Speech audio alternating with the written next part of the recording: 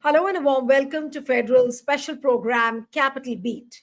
Now, Operation Sindoor is an ongoing operation, and while India does not want to escalate the situation at this point, it will hit back if Pakistan strikes. That's what the Defense Minister Rajnath Singh told an all-party meeting, which was held at somewhere around 11 or 11:30. The meeting was held a day after India carried out calibrated airstrikes at 9 locations in Pakistan and Pakistan occupied Kashmir and destroyed terror infrastructure used by Jaish-e-Mohammed and Lashkar-e-Taiba to carry out attacks on Indian soil. And as we speak, there are reports that both Pakistan and India have accused each other of drone attacks.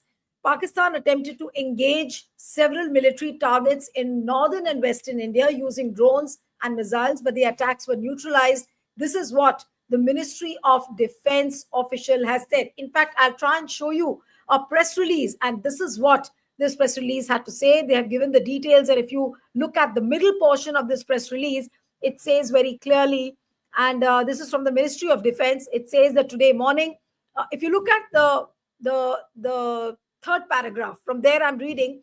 Today morning, Indian Armed Forces targeted air defense radars and systems at a number of locations in Pakistan.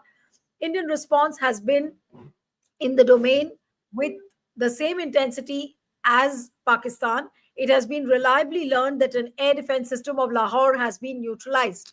Pakistan has increased the intensity of its unprovoked firing along the LOC using mortars and heavy caliber artillery in areas in Kupwara, Baramulla, Uri, Poonch, Rajouri sectors in Jammu and Kashmir. Now, 16 innocent lives have been lost, including 3 women and 5 children, due to Pakistani firing. Here, too, India was compelled to respond to bring mortar and artillery fire from Pakistan to a halt. Indian Armed Forces reiterate their commitment to non escalation, provided it is respected by the Pakistan military. So both sides are accusing of drone attacks, and this press release very clearly says that Lahore base has been neutralized. So, which means that what Rajnath Singh said during the all party meeting, that the Operation Sindoor is not over, and he also specified that some 100 militants have been killed. So, what do we assume? What does the situation look like? The situation, it seems, has become tense. It has become escalated, according to this press release. And also, before I begin the discussion from the all party meeting, Prime Minister was missing today. And in fact, Mallikarjun Kharge and Rahul Gandhi, they were also present along with other party leaders. And Mallikarjun Kharge had raised this point that Prime Minister was not present in the last meeting, and at least he should have present today in this particular meeting. So we'll head straight into the discussion on the latest updates and what does the situation look like. I'm joined by Brigadier Ajit Apte, who's a 1971 war veteran. Thank you, sir, so much for joining. We have Siddharth Sharma, independent media analyst, joins us. Thank you so much, Siddharth. And we have TK Rajlakshmi, who's the senior deputy editor from the magazine called The Frontline. Thank you so much, Rajlakshmi. And I'll begin with Brigadier Ajit Apte, and I'll come to the all-party meeting later. But this latest press release, which we showed, sir, what does it really show? That the Operation Sindoor hasn't got over, and this is what Rajnath Singh reiterated in the all-party meeting. And does it look like a continuation of what we have seen, or is it Operation Sindoor 2? So you'll have to unmute yourself. Yes. Yeah. So, Neelu, thank you very much for inviting me. As we all know, the so-called part 1 of, when we say Sindoor 1.0, finished within 25 minutes, since it was launched on the night between 6th and 7th May 2025. Obviously, a retaliation from Pakistan was expected, anticipated, but its exact scale, magnitude, and the manner of response was, being predicted by different kinds of agencies. Now, that response came, and obviously, one of the response mechanism is firing across the line of control in J&K, and that is already well known. So that had happened, but the second part, as has been brought out, that they tried to target with missiles and drones important places like Srinagar, Avantipur, Amritsar, and various other places in India, as reported by the various news channels, definitely invited a reply or a response from India. So, this part which you have mentioned as the defense minister's release, which you read out, is obviously the 2.0 of the Sindoor, in which this is India's response basically, and as quoted, the drones which have been put into action to the various places that have been targeted is merely a response from our side. It was not our, what should I say, proactiveness. It was a response. That is part number one. The other point is that if I am right, we had a list of nearly 21 targets which had been identified after due analysis as the hideouts or the terrorist bases or their lodgement areas, whether they were in the hinterland or they were right in the front, but they were the ones who were perpetrating the terrorist actions. So those were the nine selected in 2.0 in Sindoor 1.0, if I may call it, and these nine were effectively engaged with precision and accuracy by our Indian Armed Forces, which was a combination of the missiles and the other weapon systems and ammunition systems that we have at our disposal. So that was a selection of nine. Now, the balance 12, which were in the initial list of 21, I would not like to comment at this point of time because there is no clear indication of what that would be, whether we would stop at nine or whether we would like to go ahead. But this particular response, which you have mentioned, and it has been quoted there in what you read out, is precisely our response or our reaction. It is not our proactive method, it's a reaction that we have followed. And I think it's a justified reaction or a response mechanism from our side.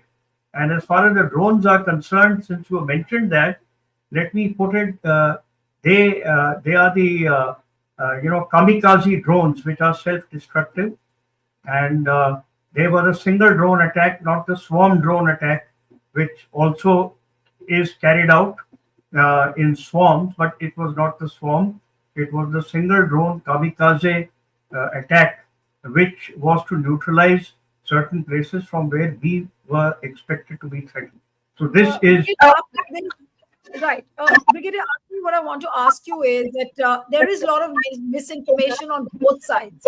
And I'm not going to blame just one side. There is a lot of misinformation on both sides because both are trying to cater to their domestic audience and for various reasons and for the political compulsions. So the kind of narrative which is being built on both sides, how would you really assess the real situation? Now, if you look at the social media, if you look at the social media handles, and especially the X accounts, it seems that the Indian side it seems is attacking so many cities in Pakistan.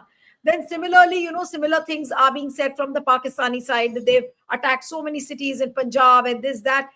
How does one see the real situation at this point of time, and also for the fact that now we have to depend on all the information which is coming only from the armed forces? And the press release, there's just one press release and there is so much of misinformation. So do you think that there should be regular briefings, there should be regular bulletins, not just one, maybe in 12 hours we just have to depend on one, and by that time so much of damage is done because already so much of fake information is there on the social media? Brigadier Apte, you'll have to unmute, sir. You'll have to unmute, please. Yeah. yeah. See, what happens is in today's information technology system, digitization, and so much of advancement in technology, and all these handles, what you call them, Twitter handles, there's WhatsApp, there's Signal, all types of communication channels are there. The TV has so many channels with different reporters, literally carrying out war games as if they were, frankly, part of the army headquarters. So as if they know everything. So my sincere suggestion would be that number one, let us await clear, concise, crystal clear information from the authorized channels by the government, whether they are the armed forces, whether they are the Ministry of Defense, or whether they are authorized spokesperson. That is point number one. So, That Brigadier Arpan, that means that whatever information the government has is giving us, will we have to believe that? Because there are many people who've been questioning on the number of casualties on the Indian side. That has not been put out officially by the Indian side. What does it mean? Do we just wait for whatever the government has to say or the armed forces have to tell us? Like, say, for example, in the all party meeting today, Rajnath Singh, according to the sources again, this is not said officially, according to the sources, some 100 terrorists have been killed. That is what apparently Rajnath Singh has told the all party meeting leaders. so you see, Neelu, what happens is counting exactly 100 or 105 or 110 is something which would have been given as a part of information to the appropriate authorities. That is point number one. Point number two is, see, there are multiple sources of information trickling in, and therefore, collation of the correct piece of information is difficult. It is leading to misinformation, it is leading to disinformation. At times, it could also be a ploy to mislead the public and the citizens. But therefore, in all systems, there is a designated and nominated authority, whether it be a single authority or a multiple authority system. Those will filter the information coming in from different sources, be it the armed forces, be it the from the diplomatic side or from the NSA side, whatever it is.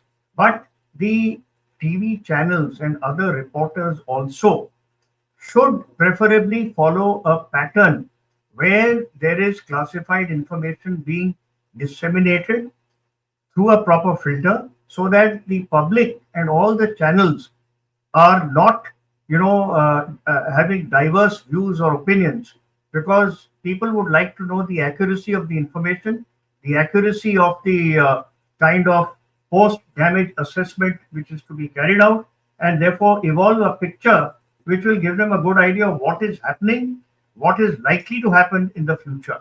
So this is what actually should be followed, and we must follow the correct system that gets reported rather than listening to too many information inputs.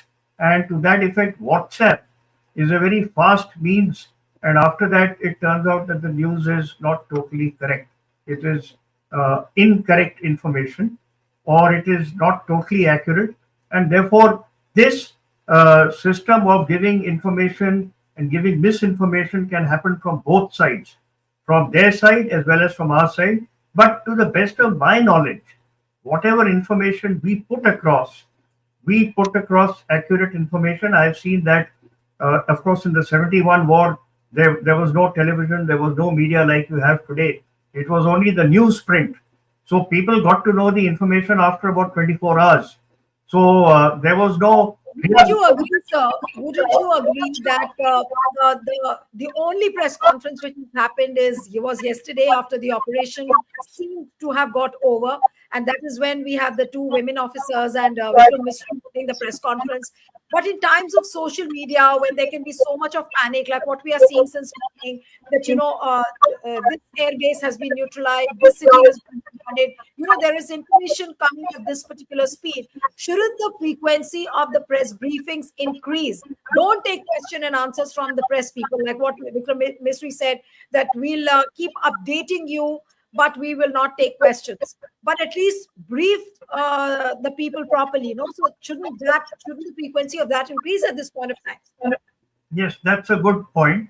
That maybe it could be held every 8 hours. There is thrice in Yeah. a day, so that there is more accurate information coming in, and rather than waiting for 24 hours. And in today's information technology environment, yes, that could be a possibility. But again, we don't know that. You see, the type of information which will flow in from the front line again needs to be verified by different sources. So whether that time gap, I'm not too sure. Of course, I know with digitization and speedier communications, it is not that difficult to verify information, but could be that there is some particular, requirement to get it verified from different sources. So perhaps that could be one of the reasons. In which case, it could be done twice a day, and then brief people accordingly and designate people who are the actual authorized spokespersons rather than too many people speaking, so that there is one line of thought, one line of communication on which people can build up their thought process. This is what could be done. And I just want to put out one point here. If you look at the stark difference between the 71 war, where I told you there was only the newspapers, but you look at what happened in 99 during the Kargil conflict, it was flooded with all kinds of information coming, and finally it had to be correctly filtered and then put across for people to know what exactly was happening. Right.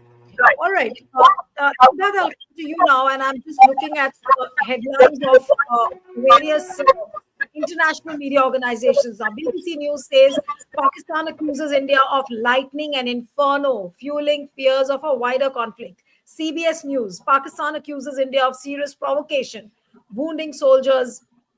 Then Al Jazeera, Pakistan says it downed 25 Indian drones after attacks escalate tensions. CNN, Pakistan vows retaliation after India launches strikes in wake of Kashmir massacre. So Siddharth, coming to you with that same question, that things look like in a very fluid state, things are dynamic, and so how does one assess the reality at this point of time? There was just the same question which I asked Brigadier Rapte. We saw a press conference yesterday around 11 o'clock. After that, we are seeing a press release after more than 24 hours. And so much has happened on the social media. So much of it has been reported in the international media. So what is the need of the hour at this point of time? Yeah, very simple answer to that. Also, How and to just adding a little bit here, that the all-party meeting which was held in the morning also did not say much. It left lot of loose ends. Rajnath saying something, Kiran Rijiju saying something, Prime Minister not being there. I'll ask Rajlakshmi also on that. But yes, if you would like to elaborate on this, yes. Yeah, very simple answer to coming out of confusion and getting a little bit more clarity is that imagine if I am a cricket buff, I like to watch IPL. Obviously, if I want to know the latest score, I would not put on Discovery Channel or National Geographic. I would rather go to a sports channel, and in the sports channel, that match would be going on live. So, in times of conflict, it is very natural that things become very fluid and very confusing. We need to find out the right source where we can get the information. For example, immediately after Pulwama, the government of India admission to security labs and then the presence of executive in briefing about Operation Sindoor, while the entire 700 strong legislature of MPs remained silent, is the biggest proof that the PM has realized his own limitations and the importance of experts to handle complicated issues. Now, the entire BJP ecosystem and people like us too have to better pivot ourselves after the Pradhanji learning his lesson. So, the point is very simple. What has happened between yesterday and today is that Colonel Sophia Qureshi of the Indian Armed Forces made it amply clear yesterday that Operation Sindoor was executed only on terror infrastructure and not on Pakistani civilian or military installations. This was neither a Hindustan Pakistan thing, neither was it nor was it a Hindu Musalman thing. Now, after Operation Sindoor, Pakistan has resorted to drone and missile engagements with Indian military targets starting from Avantipura in Kashmir to Bhuj in Gujarat last night. This has happened last night. Now, Pakistan has also engaged civilian targets by shelling in Poonch, resulting in the loss of 16 civilian innocent Indian lives. Now, if somebody is telling that number as 100, I don't know. But the official version is 16 innocent Indian lives lost in Poonch firing by Pakistan shelling. Now, Indian armed forces have today responded very reciprocally and have neutralized an air defense system in Lahore. They have also forced Pakistan shelling in Poonch civilians to stop. Now, that shelling has stopped now. Indian army has forced them. So, in essence, Indian armed forces is telling everyone that they will not escalate provided the Pakistani army doesn't. And Indian army also says that it will respond in the exact same kind if the Pakistani army does. So zero offense and 100% defense seems to be the Indian army's MO, modus operandi right now. As far as Operation Sindoor is concerned, as yesterday told by Colonel Sofia Qureshi, it was a one time thing. India had targeted 9 out of 21 terror bases in Pakistan, and within 25 minutes of the operation starting, it ended. India says that our target was terror bases. Full stop. Finish. Now Pakistan has yesterday, and India also added that it had not targeted civilian or military installations. Now yesterday night, since Pakistan has targeted or engaged with I would not use the word targeted, because the government the army has not said that they have targeted. They said that the exact word used by the Indian army is that Pakistani forces engaged with Indian military installations. Now if they engaged it, India neutralized. And let us remember, they engaged it right from Avantipura in Kashmir to Bhuj in Gujarat. So entire northern and western sector, entire India Pakistan border yesterday night was a hot zone. Pakistan's drone and missiles tried to enter India, although India neutralized it. And a response today, very calibrated response, was India attacked with drones or whatever means in calibrated response. Again, the army has not said what weapons India used today. It essentially says that the Lahore, one of the Lahore air defenses has been neutralized. So I think as citizens, as journalists, the best way to get out of confusion here is to depend on the army's statements, because they are the right now playing the cricket match. That is the live thing happening right there. Rather than trying to get our information from different sources, which might be true, which might be half true, which might be part of propaganda, which might be rumor, we don't know. But if we want to have a legitimate and official version of anything, right now the only place we can go is to the army's statements. Just like yesterday, they gave a detailed briefing about Operation Sindoor. Today, they gave the briefing about whatever I said in the last 4 minutes. Other than that, I think depending upon any other news source, we will be doing it at our own risk. I agree that it might be a little bit time consuming, because the periods of army bulletin issues, the period between one issue and the second one would be longer, and in between that time there will be a lot of confusion. But that is the cost of conflict. Whenever a conflict happens, confusion is its byproduct. To attain clarity, we also have to understand, even the government of India seems to have understood this lesson, that we know the Indian politicians love to come on TV at 8 o'clock in the night and give many big sermons and announcements. But No, but it's since not yesterday, only no Indian politician is on TV. It's only the experts who are on television. no, it's what you're saying about the risk factor. It's not only a risk, but you are putting too much at stakes. Now, say for example, I know of my friends who had tweeted about this Indian airplanes downed by Pakistan. They got to know from the ministry sources. They were forced to, retract those Exactly. tweets, which Exactly. saying that, and they were apparently told that that's not in the national interest. So how Exactly. does one really go about in a situation like this? So there's too much of confusion. But Rajlakshmi, I'll come to the all-party meeting which happened today in the morning. What do you make of the all-party meeting with the Prime Minister not there? Information being shared, opposition also seconding a lot of things, and of course that's a good thing that they've supported the government in an hour of crisis like this. But what would you say in entirety? What kind of a purpose did the all-party meeting serve when the Prime Minister was not there?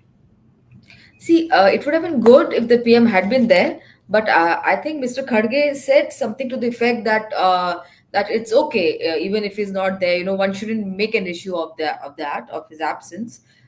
So I think the opposition has been by and large, it has thrown its weight behind the government on its action, on the steps that the government intends to take or is taking vis-a-vis whatever happened in Pahalgam towards Pakistan. They have said that they are fully sort of backing the government in it, and they also are sort of backing the government to the extent that they believe that that the government is doing everything to protect India's integrity, to protect India's sovereignty and India's unity. But I mean, however, at the same time, there has been a word of caution also, that some opposition parties have sort of pointed out that the kind of language being used in the section of the social media against certain communities or against certain people is not really becoming, and it doesn't do well, to I mean, in the interests of protecting that same, that very unity that today, everybody is supporting the government on. Now I think that restraint in that sense has also to be also to come from somebody that sort of responsible in government, so that domestically,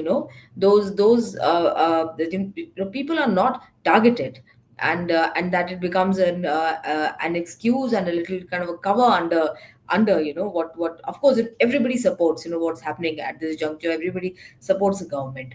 But then the targeting of certain individuals or certain communities, and also either on the social media or in a physical sense, that should not happen. Besides, I mean, as far as the aspect about who should be sort of doing the briefing on these issues, there is no doubt that it has to be centralized, and it has to be structured. It has to be it can't be that multiple voices in government say multiple things and convey a different sense, either the army briefs or the government briefs. But then that, I think, that clarity is there. So in today's press release, at least they have brought out this aspect of the number of civilians who've been killed, on our side. In fact, a thing which was reported in today's papers, which has already been reported in today's papers by journalists who are there in those areas, who are there at the LOC, and have and have immediate information about about the number of casualties. So I think in some senses, perhaps this briefing about the number of casualties on our side should also have come from the end of the government. I mean, in fact, early on, because this information is already there and it's already come in today's papers. There are some papers which have already reported it, while the press release has been issued today afternoon. I think around post noon. Right. Yeah, Right, but yeah. Rajalakshmi, another word on Prime Minister's absence, since Mallikarjun Kharge emphasized. But don't you think that his presence would have made some kind of a difference in terms of optics and also the kind of message which would have gone out? Because the last all-party meeting also he was not there, and this time again after such a big operation, and if he is missing from that all-party meeting, what is the kind of message which goes out? No matter Uh, how much yeah. the opposition supports the government at this point of time. Yeah, as I said, I mean, he has had a meeting with the cabinet, with his cabinet, and naturally they would have come to a certain understanding about the various measures. Whether it's whether those measures include, in fact, diplomacy, whether they include political dialogue, or in fact, or putting political pressure on Pakistan to identify those people, those perpetrators behind the Pahalgam attack. And so I'm saying that at all fronts, I mean, of course, the explanation has to come from the government. So it's not just a certain kind of a response, militarily. Yes, response, I think, is important, and it has come to that, and there will be retaliation from that end. I mean, one can't really expect that there won't be retaliation. Right. Therefore, I think, the extent of preparedness of in all those vulnerable areas where Indian civilians live. What is the kind of extent of preparedness, that I think more information needs to be shared with the public, and I think people there should be prepared. I mean, it's not about us, sitting in I mean the metros, who are actually in the range of the firing line. It is people there. So I think the Absolutely. greater responsibility of the government lies towards those people there, all along the border, all along the LOC, etc., to ensure that not a single life I think gets harmed, because it's a fact that retaliation is going to be there.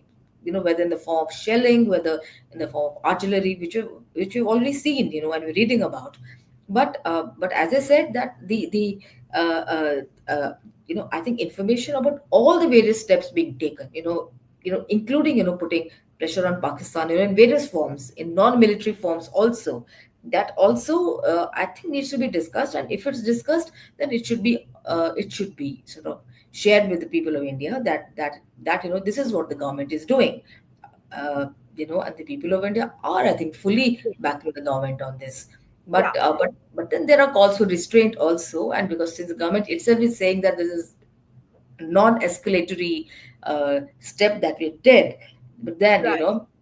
the other side does not perceive it as No, but that is non-escalatory. that is what surprises everyone. That the government has been insisting that it is non-escalatory. It was just a Yeah. strike on the terrorist camps. But I'll just with one or two more questions to Brigadier Apte, and then we'll end the program. That Brigadier Apte, now if it is non-escalatory, and if the Pakistan is now trying to provoke the situation, which in their mind they will think that what they are doing is good.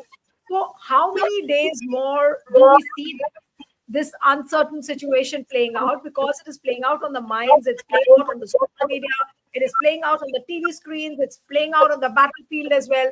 How many days of uncertainty can we expect? And is the time not right that the political fraternity, as in like one or two people from the government as well as from the army, both should sit together and then brief so that there is no fog on the situation which is prevailing? Okay, Neelu, as far as I'll first take the question of information and transparency. Now, this is an important factor. When a conflict takes place, or like an exchange of firing takes place across the border, there is definitely damage on both sides. And as far as I know, we do not hesitate to declare. I have experienced this in 71 as well as during the Kargil conflict. We are always upfront in putting across information, though it may take a little time, and there's a reason for it. You see, when the exact damage assessment is done, at least on our side or even on the other side, of course, you have to wait. Now, the methodology is faster, better. You got digitization, you got visual images, so everything is very clear. But for our own side, to give the exact picture, it filters upwards from the front line, and then it is collated, and you get the exact figures and exactly what has happened. So it takes a little time, and therefore the first important point is transparency is essential at the lower level, at the medium level, and at the highest level. So the one single point agency which can disseminate this information is definitely the government of India, and the appropriate spokesperson who takes the information from the correct defense authorities, whether it be Yes. the Army, the Navy, or the Air Force. So this part is very clear, and I know this because we've seen it, we've handled it, and we've experienced it. So that the people who are in contact are actually giving you the information, which again I'll say would be around 95 to 98% accurate. This is the first part. Second part is coming to your question that how long will it take? Now, as far as the time factor, what is important to note is a certain action was done by us as a proactive method on night 6th, 7th. To that, we had anticipated and expected a response which came. But to our knowledge, most of that reaction was thwarted by our efficient systems, and we prevented all these places which Siddharth mentioned from being accurately hit or damaged. But as Rajlakshmi has brought out on the line of control, and I've served there enough, and I know it, and being an artillery officer, I know what exactly we do. I will not specify it here. But when the other side is also firing, they are not pinpoint targets, they are area targets. So in that area of neutralization, if there are casualties, there may be casualties of different kinds. There may be civilians also, there may be military personnel also. So that damage assessment takes time. But now, coming to the point that we thwarted their designs, then of course we launched a riposte or a reactionary action by launching at these places which you have mentioned.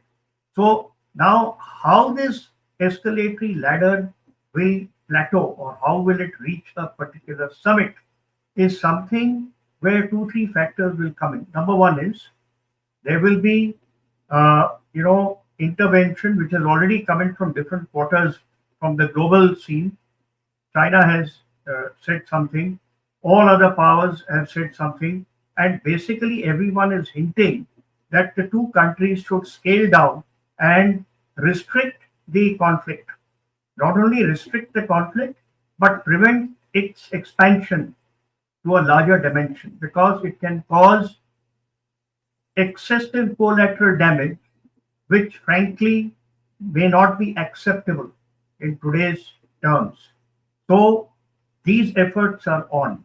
Now, these efforts have to be understood by both parties. When I say parties, means both countries. So, how it will pan out in the next few days, whether it will get contained, and whether from containment it will scale down and simmer down. That is one part. The second part is if one of the sides decides not to step down from the escalatory ladder, then we will be reaching a point which is a summit. Now, how high that summit is, how quickly will it take to scale up to that summit, and what will it entail is a question which needs to be analyzed. It may take 1 month, it may take 5 days, it may take a long time. You look at what's happening to Ukraine and Russia. 3 years have gone by, and there seems to be no understanding, and both sides are not willing to scale down. Now, here, as I look at it, we don't have that kind of a design. We are only saying very clearly that we are targeting the very place from where terrorism is germinating. In fact, it is germinating. So we want to cut out that germination process. We want to contain it. We want to tell the other side that, look, this action of ours is only related to what we have specified in very clear crystal terms. There are no two ways about it. There are no riders. But if the other side wishes to misinterpret it or interpret it in a manner to suit their design and then scale it up, then I'm afraid it is very difficult to even predict at what could be the trajectory of response from their side or a counter trajectory from our side. So we'll have to wait and watch that where this further progress takes place today or tomorrow or in the next few days. But just to summarize, I'll only say one thing, that both sides need to apply restraint, because what is happening is unnecessary collateral damage to human beings, to assets of both the countries is frankly not required. It is not required. Just look at it. I am a military man, so I know it. We are all prepared. That's our duty. But it's also our duty that we act as a deterrent force. And if all nations can live peacefully in a harmonious manner, then that is congenial to everyone. So that is the first policy of all geopolitical, what should I say, initiatives, geostrategic initiatives, and therefore that should be the initiative of all politicians also and all diplomats. And ultimately, the military will do what you order us to do. But we are there to, we are like an insurance policy for the nation. We are there at your service and apply us when required. But the situation is changing every hour, every 2 hours. If you pick up the social media and read the news websites or on the international newspapers, things are changing. And with that speed, the briefings are not happening within the country. that is what is something which is very concerning. And I hope the situation improves from here on. But we'll have to wait and watch what happens. Thank you so much, Brigadier Apte, TK Rajaratnam, Siddharth. Thank you so much for joining. Thank you.